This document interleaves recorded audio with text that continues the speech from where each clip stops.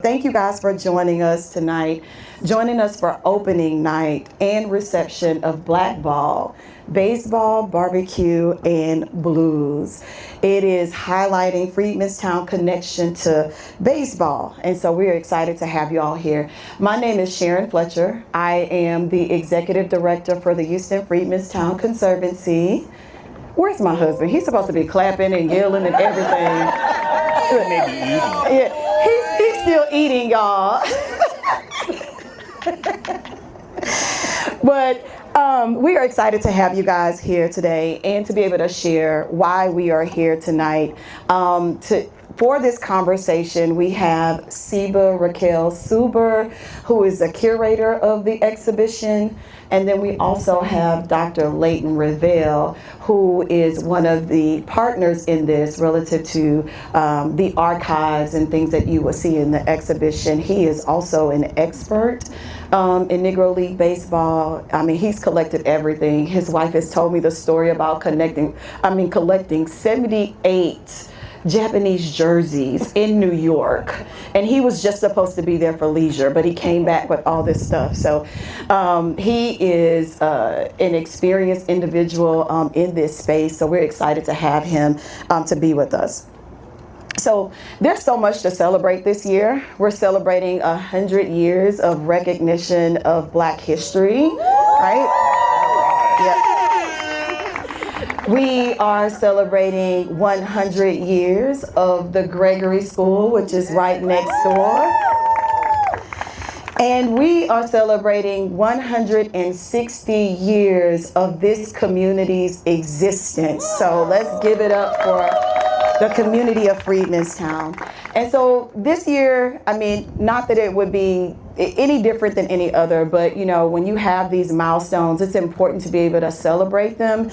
And we thought this year would be a great opportunity to be able to highlight Freedmen's Town and its connection to baseball. One of the true reasons why we wanted to do this is really to be able to humanize Freedmen's Town. Most people know Freedmen's Town for its historic homes, the brick streets, right? Everybody heard about the brick streets? Yes. Whether it was good, bad, or a fight, y'all heard about the brick streets, right? And so when you think about this place, most of the time people are thinking about it in the historical context, right? But not really understanding the human part of this community. So our goal is to be able to share stories about the people and the things that have happened here so that people feel more of a sense of connection and being in the space. So why now? Most people will ask, why are you doing a baseball exhibition right now? Well, one, the Major League Baseball integrated Negro League stats into its database about 2 years ago. Clap it up for that. I think that's really important to understand that these Negro League players now have national recognition of their accomplishments while they were playing baseball. And then, of course, the World Baseball Classic is here this year in Houston, beginning March 5th or 6th through the 14th. Y'all, I'm getting the dates mixed up. I've been up since 6 o'clock this morning, and everything is running together. But the WBC will actually be here. And then, of course, most importantly, we wanted to share the untold story of Leroy Grant. Leroy Grant is our hometown hero, so we thought it would be a perfect opportunity to be able to unveil his story in connection to baseball. And so I'm trying to get all of my stuff out the way because I want them to be able to talk. So y'all hear all these portions of the intro. So with the exhibition, when this moment came, I thought the perfect person to be able to curate this would be Seba Suber. Now, we do act up a little bit, but we get work done. Yeah, Anthony, we get work done. Anthony over there and Anthony over here, we do get work done. Both of our husbands are named Anthony, so so they think that we're not playing on the phone. We are actually working. But when I connected with Seba and shared with her that we wanted to do this exhibition and having the conversation around the scope and really anchoring in Leroy Grant in West End Baseball Park, which is catacorner, or which was catacorner to Antioch Missionary Baptist Church. The marker is still over there. And then, of course, Andrew Root Foster, who was the father of Negro League baseball. So anchoring those three things, she was able to come up with a vision and curated the exhibition that you all will be able to experience here shortly after. So we're going to start with some questions, and I'm going to let Siba kind of set the tone here for the exhibition. So after I share with you all this stuff that we wanted to do, that we had to raise some money for in order to do it all, what shaped your vision for this exhibition from a stylistic standpoint, and how did, you know what, I just missed something, y'all. Why y'all didn't tell me? Y'all just looking at me. I need Siba to introduce herself. And then I will allow Dr. Layton to introduce himself. Go ahead. Hello, everyone. My name is Siba Raquel Suber. I'm the curator, and I own Southern Polymath Creative Consulting with my husband, Anthony Suber. And I'm just delighted to be here and work with my cut-up buddy over here. And we've had a wonderful time with this experience, so I can't wait to tell you all more. Awesome. Dr. Lee? Dr. Layton Ravel. 35 years ago, my lovely wife, Dr. Linda Ravel, and I founded the Center for Negro League Baseball Research in Dallas. And we, over the years, have become the country's leading authority on Negro League Baseball. 11 years ago, Linda and I partnered with the city of Birmingham, Alabama, to build the Negro Southern League Museum, which is the largest African American sports museum in the country. And since then, we've opened 6 other smaller museums around the South, and are just honored to be here and look at the project that we have in front of us, and that about Freedmen's Town, and then look kind of long range about preserving some of that history for generations to come. So yes. Thank you for the invitation. Of course, of course. Okay, now we can ask you about her question. I told y'all we've been up and we've been doing media all this morning, so forgive us in advance. So what shaped your vision for this exhibition from a stylistic standpoint? How did you begin thinking about the tone, visual language, and the overall atmosphere you wanted visitors to experience? Well, I would definitely say after getting over my fear of even doing this exhibition, coming from where I come from, which is mainly contemporary art. So this was, and I don't know anything about baseball. Like, I know nothing about the Negro League baseball. So I had to dive, straight in and just learn the basics first. And so as I started learning the basics about, the summary level Negro League baseball history, I started to, really dive into the anchors that Sharon just mentioned. Leroy Grant, who is from Freedmanstown, West End Ballpark, and Houston Black Buffaloes. And so once I started diving in, I really just started falling in love with the history and the stories. And so basically, I think what Sharon and I talked about was my vision is just the humanizing of Freedmanstown, and really thinking about what a Sunday afternoon looked like after church. And so that's what kind of where the name came from. I'm thinking, in my mind, it was very much an installation-based approach. So it's very visual. I'm like, people have their Sunday best on, they got their church shoes, and they are going home and getting ready to go to a ballpark, and they getting ready to smoke barbecue and listen to blues. So I really wanted to capture the community feeling, especially since we're able to do the exhibition at the home in Freedmanstown. So I was like, what better way to really talk about the people of Freedmanstown and these really relevant stories that we all need to hear by just anchoring it in humanity. And I think one of the other things to kind of mention is once Siba kind of created the vision for this exhibition, it was really, really important that we had a designer, a graphic designer, who understood the messaging and what we wanted to be able to convey. I don't see him here yet, but he's back there. So Chris Robinson, so the the logo that you will see within the exhibition really helped create the foundation for what the exhibition looks like, the style, the format, the colors, and what you will experience in the exhibition. And we cannot thank him enough for being able to, I mean, he gets it right 1,000% of the time. Yes. And so if anybody here knows Chris, y'all know he's a constant professional, and we couldn't have done the exhibition without his design and thought. And then Siba was able to craft everything else around that. You want to talk a little bit about that? Yes, so once I also just want to thank Chris Robinson. He has been with me probably daily for the last couple weeks, and even just meeting over months, we were able to really come up with a design language together, looking at just different colors. And then when he came with the idea with the baseball logo of Andrew Rube Foster, and then with the name, it just set the tone. So I feel like I feel blessed to be able to work with Chris Robinson on the graphics and just the visual of what you see. So thank you, Chris. Yep, back there. So Blackball, baseball, barbecue, and the blues brings together baseball, the food, the music, even the dancing. How do all of these elements come together to tell the story and create an experience for the visitors? And we have to be able to highlight our latest finding with the barbecue, the barbecue stand, or Yes. the people who own the original barbecue. Yes. So I would say this has definitely been a journey. I mean, all the way up until last week, we were finding more oral history.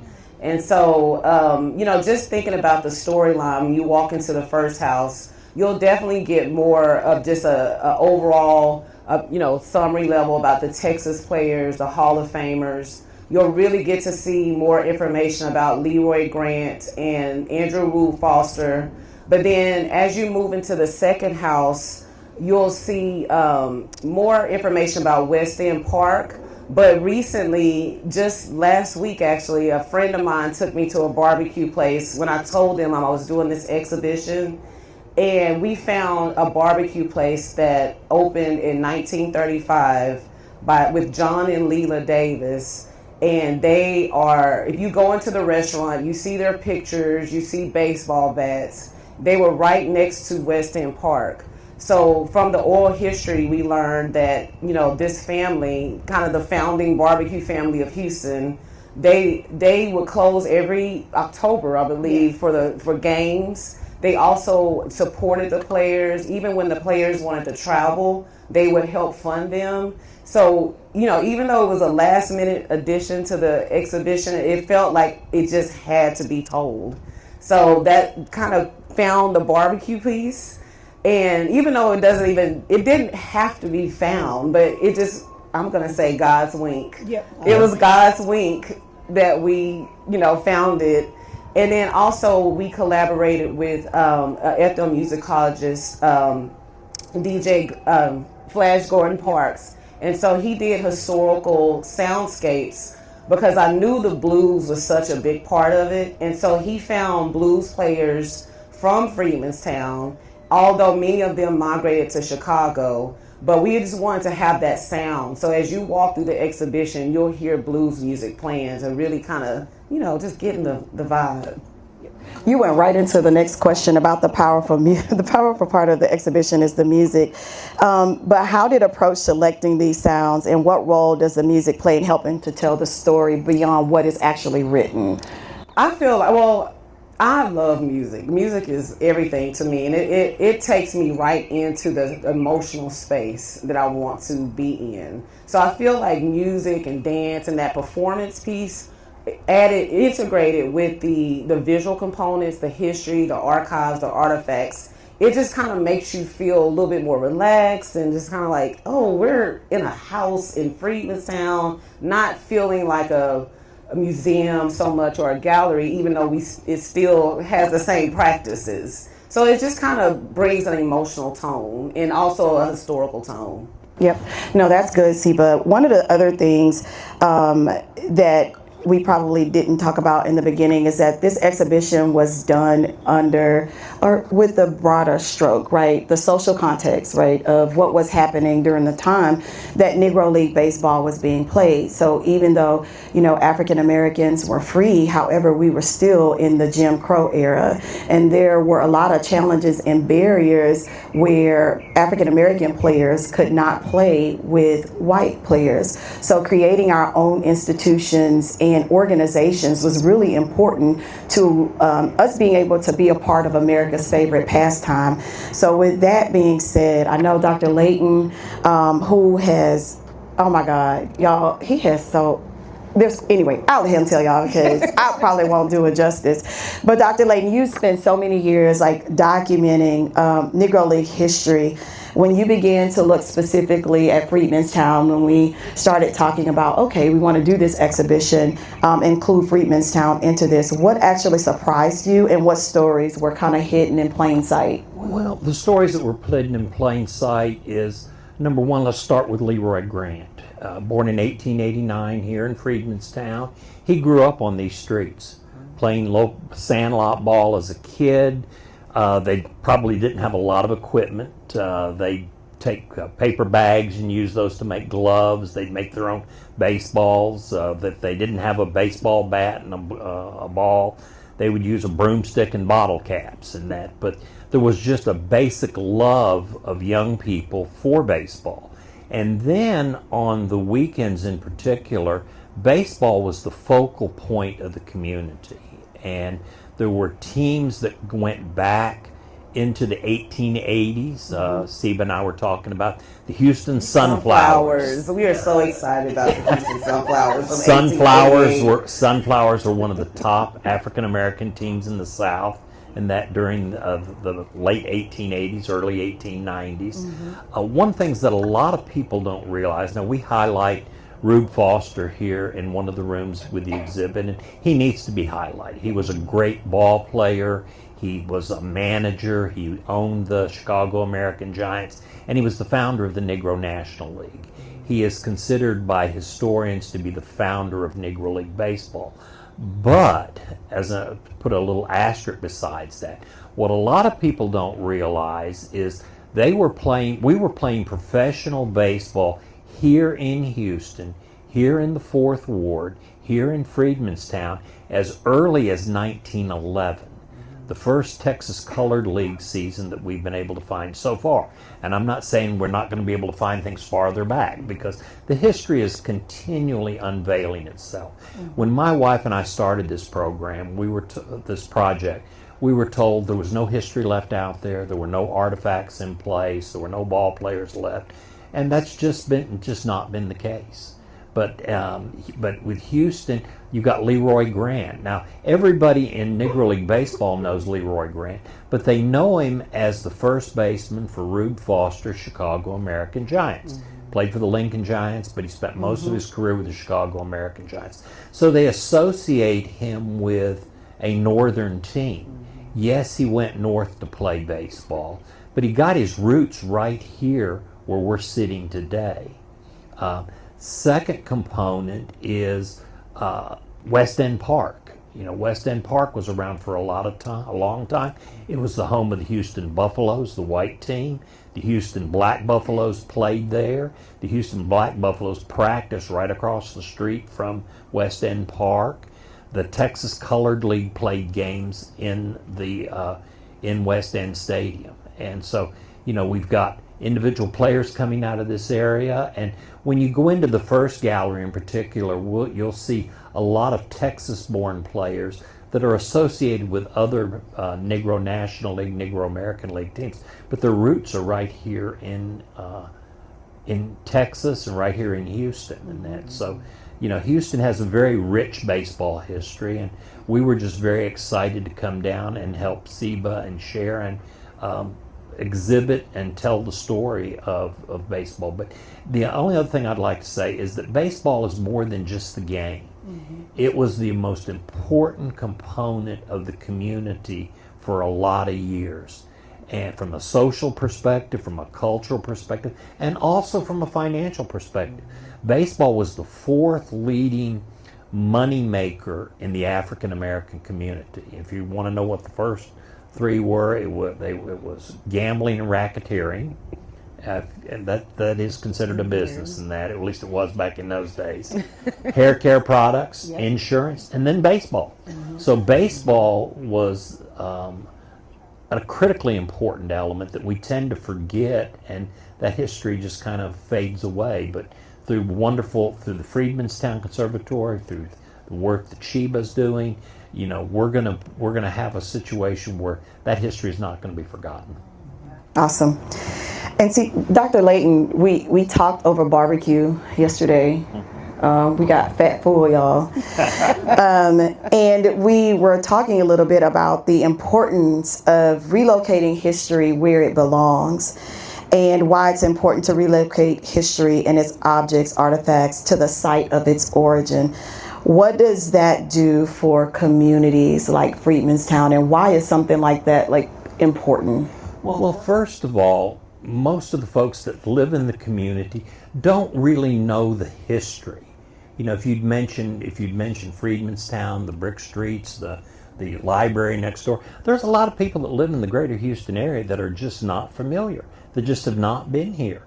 And it's not because they don't want to know that, but there's never been an effort to educate them. And when Seba first called me, and then Sharon, you and I talked, Linda and I were excited because we go all over the country doing exhibits with our building new museums, but to be able to highlight the history of an individual community with the artifacts that came from those communities, it puts history back where it belongs. And to see a local community that is so invested in their history and being able to tell the whole history, because it's more than just baseball. It's about the food, it's about the music, it's about the people. Absolutely, yes. Thank you for that. And then we'll go into our final question, and this is for both you and Seba, because we want to allow you all as much time to rotate folks through the exhibition. After viewing this exhibition, what do you hope people will walk away with and take with them? I would say, can y'all hear me? Thank you. Can y'all hear me? Yep. I would say overall, throughout this journey and this exploration and research, the idea of community still just comes back to me. And when I think about baseball, and you'll see this in one of the installations, it's called Rebirth of Play. I feel like in our communities, baseball is multi-generational. You have mentorship. You have, so much mentorship. You have coaching. You have the food. You have the music. So the idea of play and Black leisure and Black joy, Black resilience, it's all found in baseball. So I honestly just want us to play again. Think about how much comes with the idea of just playing, even though we're adults. But we can still play and rest and have joy and resilience all at the same time. And and once again, we're teaching our kids to do the same. And I think through a sport like baseball, I would love for us to come back to the number one sport in our communities again. Yeah, that's an extremely important concern, Sheba, because one of the things that has happened in the last 20 years is young African American athletes don't play as much baseball as they used to.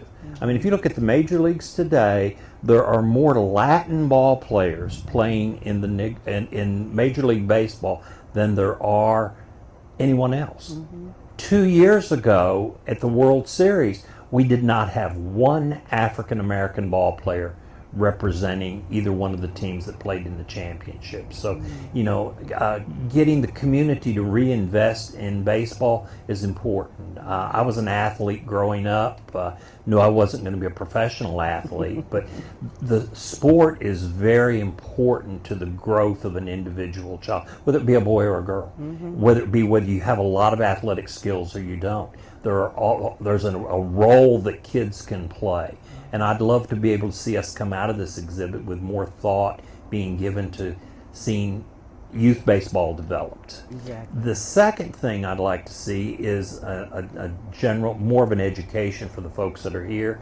So when you leave here today, you'll be talking that, gosh, I didn't realize this happened or that happened, or that we had this ball player here, or that so many African Americans from Texas had ended up in the National Baseball Hall of Fame as the greatest players of all time. And then being able to tell your friends to come out and visit this museum. One of the things that I've been very impressed with, and I hope I'm not going to mistake, is that y'all don't charge for folks to come to the exhibits, do you? No. That was one of the hallmarks of Linda's and my, when we started looking at projects, and when I sat down and talked with the mayor of Birmingham, is I want to make the museums that we do open to the general public, because people have enough, there's enough to spend your money on today. And it's not about money, it's about the history. It's about honoring the ball players. And, you know, I hope I'm not letting any cat out of the bag or anything, but you're gonna have another program in March. Yes. And in March, one of my good research friends, Larry Lester, will be here. But sitting right between us will be an individual by the name of J.C. Hartman. J.C. came from Michigan. He played with the Kansas City Monarchs, was an all-star, got signed by the Chicago Cubs. He was the first African American to integrate Major League Baseball in Houston.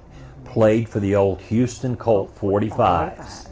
And JC will be with us. He's one of the last players still alive here in the Houston area. But after he loved Houston so much that he relocated here, joined the Houston Police Department. To my knowledge, he was the first African American to attain the rank of sergeant. Yep. And he's got, I was hoping, and if I understand this is correct, he will be bringing a copy of his book. Yep. He wrote a book a number of years ago.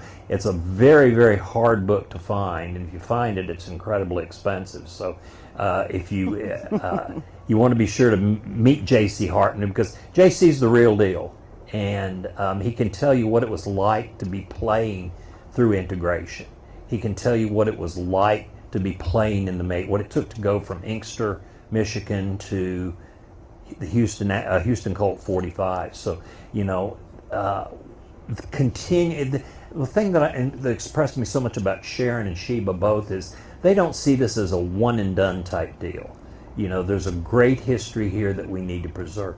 But the last thing I'd like to ask each and every one of you to do, and you can be a powerful support for the three of us, talk to your friends, talk to your family, talk to your grandparents, because I will guarantee you that somebody in this crowd, once we leave here today, you're going to find a ball player that played for the old Houston Black Buffaloes, because they played into the 1950s. So there's still guys in their late 80s to mid 90s that are still alive, and I guarantee you there's a couple of them still out there.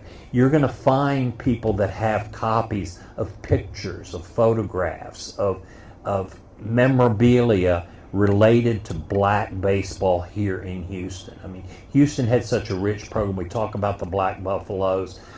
Sheba and I just found the other day a picture of the Houston Monarchs. We have a photograph of them in gallery number 3 where they're playing the Southern Pacific Railroad for the 1926 for the Houston City Championship. Well, we found a picture of that team. You know, the history is out there.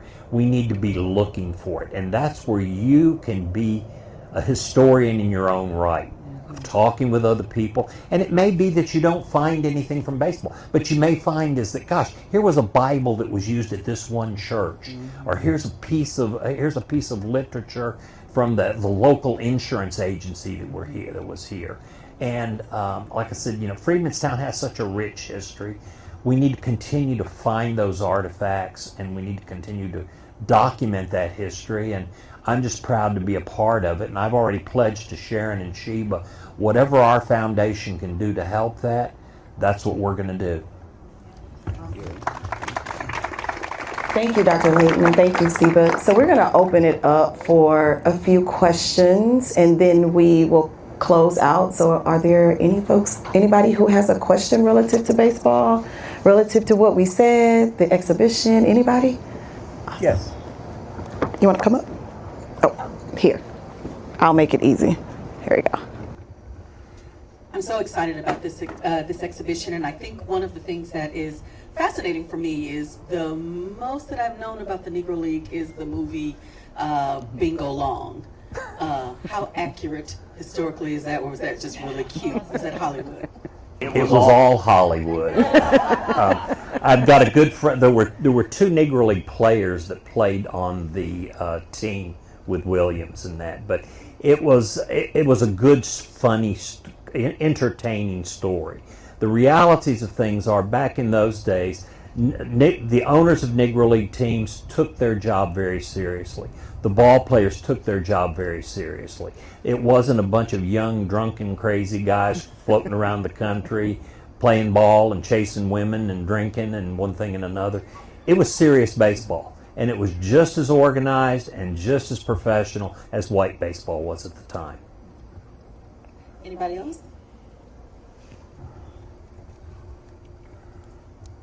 Hi, my name is Malik, and I wanted to ask this question. How would you explain the organization of Negro League Baseball to someone who hasn't been familiar with Negro League Baseball? Like, how are the teams organized? Was it one league? Was it a conglomerate of loose leagues across the nation? How would you explain it? Well, to explain it, first of all, you have to look at the issue of segregation and integration. It's incomprehensible to a lot of people today that if you were a person of color, you couldn't go to the same grocery store as everybody else. You had to, if you went to the movie theater, you had to sit in the balcony. Or if you went to a ballpark, there'd be chicken wire that would run down the side to separate the African American community from the white community. But when it came to baseball, the African American community did not let that stand in their way. Every small town in the country had, if there was an African American population there, they had a baseball team. Some of them were small town teams like the Port Arthur Terrapins, or some of them were bigger teams like the Dallas Black Giants. But every town of any consequence had their own baseball team. In fact, you'll see a picture in Gallery 2 of a gentleman. He's on the far right-hand corner. His name was Charlie Neal. Charlie was played in the major leagues with the Brooklyn Dodgers. But his family had a team. Between his uncles, his cousins, and his brothers, they had enough ball players to form their own team out of Longview, Texas. So there were lots of little teams everywhere. In addition to that, every company of any size, if they had a large population of African Americans as part of their workforce, they had their own team. So there were industrial league teams. Most people, when they talk about Negro League Baseball, they want to look at 1920 Negro National League, 1937 Negro American League. But there were leagues all over the country. We have identified over 700 different leagues that played at one time or another here in the United States that were African American based. And those leagues went up into the early 1980s. And that's kind of incomprehensible. The South Texas Negro League folded in 1984. They had 4 teams that played in the league. The Gulf Coast Negro League continued to 85, 86. So, you had Negro League, as from the time they started playing white baseball, they were playing black baseball. And there were professional teams all through that time. Hi, my name's Legina. Hi, Stephen. I have a question for you as a curator, because you talked about fear and boldly going into this, and you're almost like the conductor of an orchestra with all of the moving parts in this installation of the exhibit. So I want to know, what was your aha moment or your favorite part of this whole experience for you? I would definitely say my aha moment.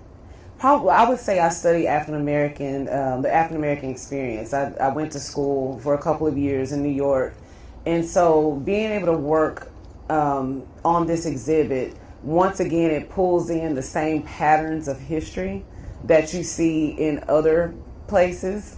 So outside of sports, you can go to politics, education. You see these same patterns happening when you really look at integration and segregation.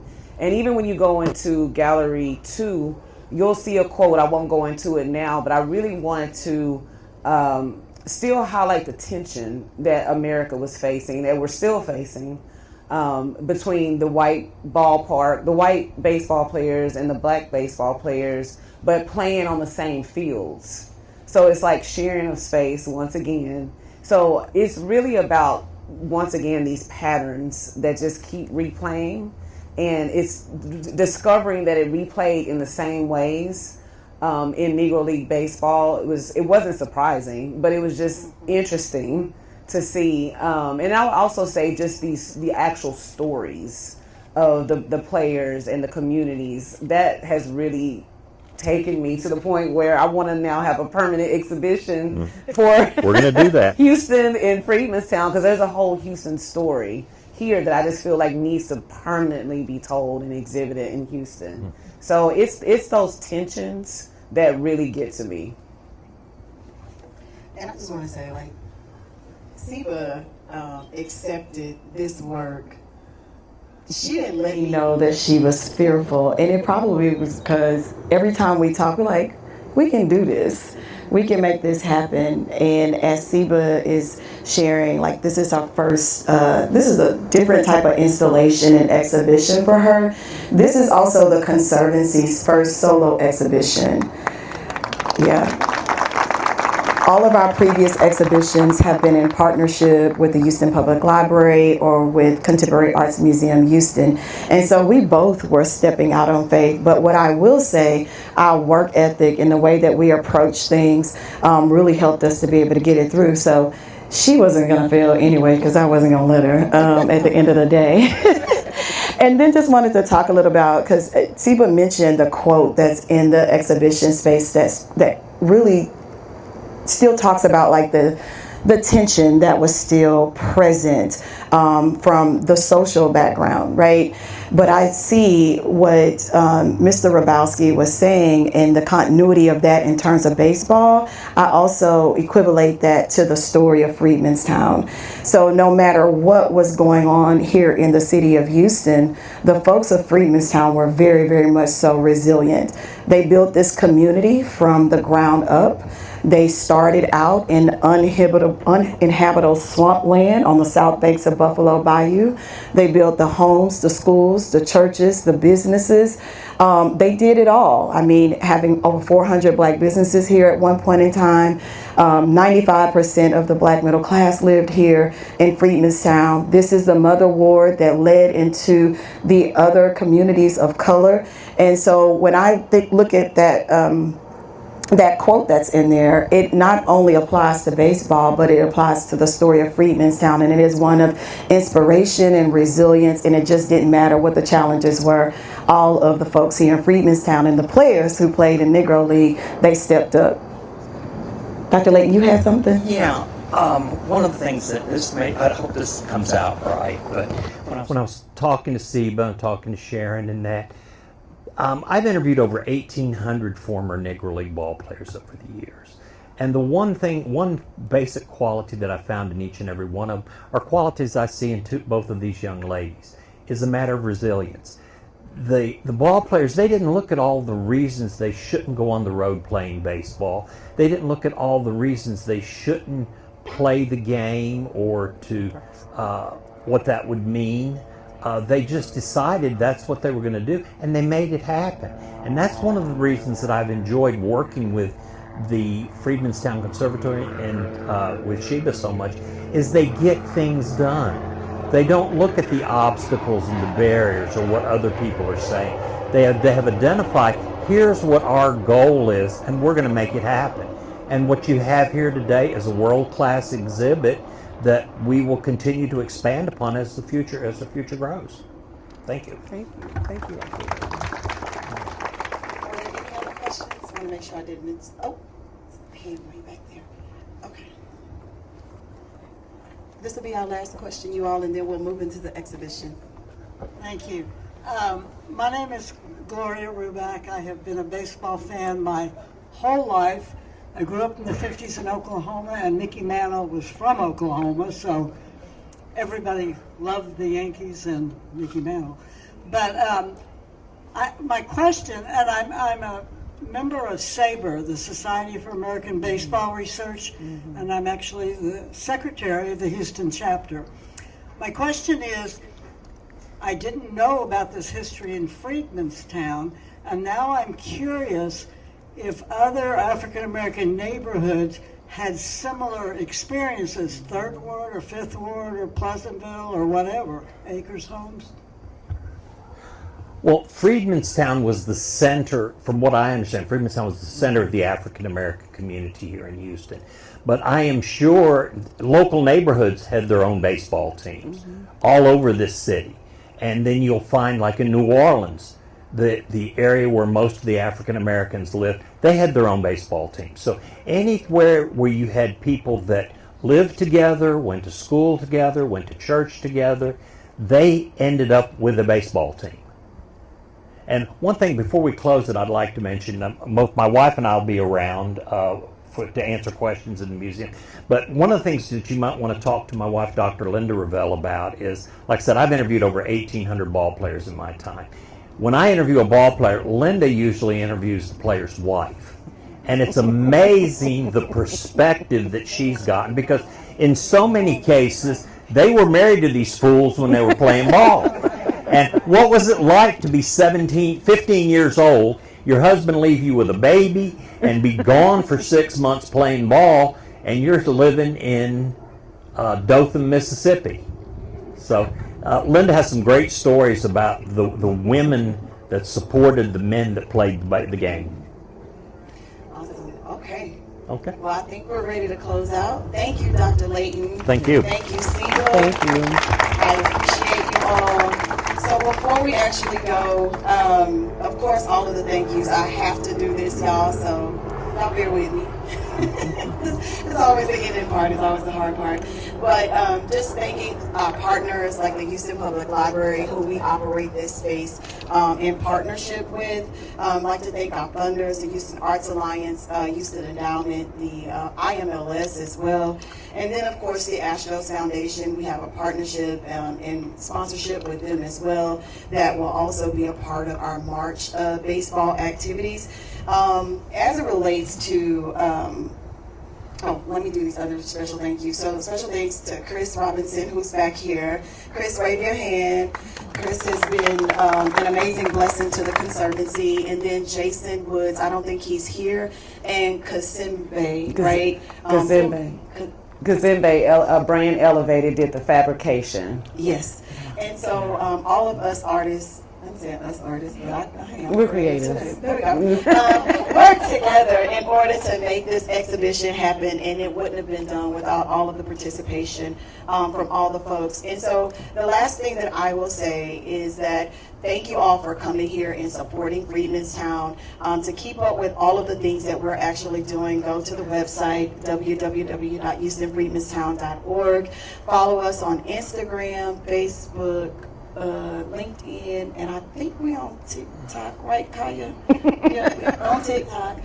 You can follow us there, and any support that you want to give us, there is a donate button on our website as well. And then in terms of the baseball activities that are coming up in March, as Dr. Layton has said, we will have another talk here with Larry Lester in March 12th to be exact.